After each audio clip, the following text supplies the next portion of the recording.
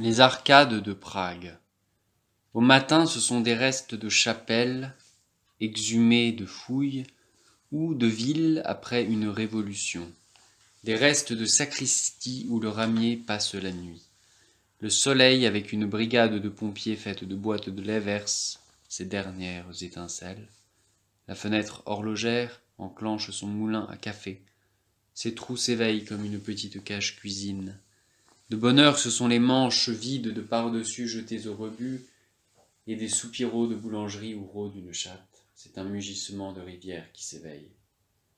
Le matin, il y a des cœurs sortis roses d'une rôtissoire qui tremblent sous les coups de pilon. Un vieillard moisi comme ses tunnels, un vieillard avec une canne, se débat avec l'accordéon désaccordé de ses chaussures au lacet défait. Au matin, ce sont des stèles de joyeuses cryptes, les toits de charrettes, des arcs d'archets. Puis sonnent les 12 coups de midi. On est à Venise. Pas la moindre jambe ne passe par ici. Les passeurs dorment debout sur les gondoles. Ce sont des trains vides sans rail. Ils se sont échoués sur le trottoir. Ce sont des boutiques de barbiers après une exécution. On change l'attelage, les chevaux bouffent de l'avoine contre un mur. J'aime les arcades de Prague à 3 ou 4 heures du matin, quand elles guettent comme un piège l'écho des pas.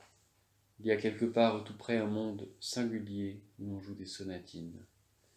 Je rêve de cryptes, où s'est égaré un groupe d'écoliers en excursion, où l'on est plus à l'aise qu'au soleil pour lire un roman policier.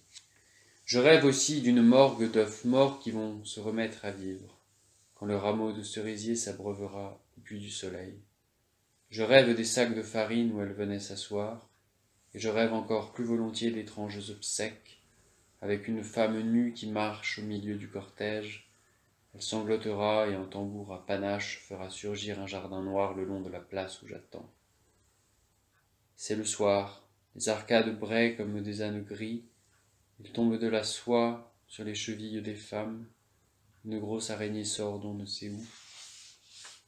Des adolescents avides d'amour vont chanter ou s'acheter des agendas.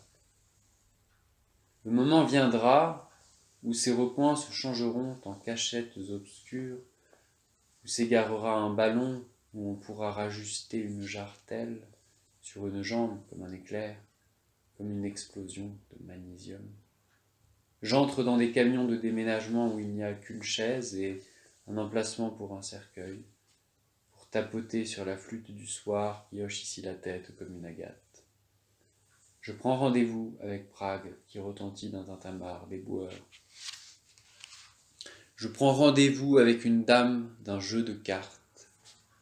Je prends rendez-vous avec l'amour dans ses lits à ciel noir, dans ses baignoires sans eau, dans ces baignoires qui sentent le savon et la glycérine sur ces canapés sans accoudoir.